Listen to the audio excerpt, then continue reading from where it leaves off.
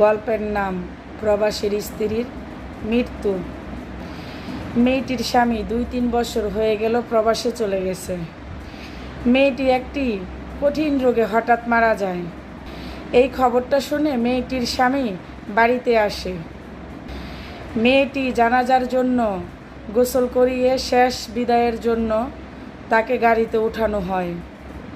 তার স্বামী পাঞ্জাবি পরার জন্য রুমে গিয়ে বালিশের পাশে একটা চিঠি পায়।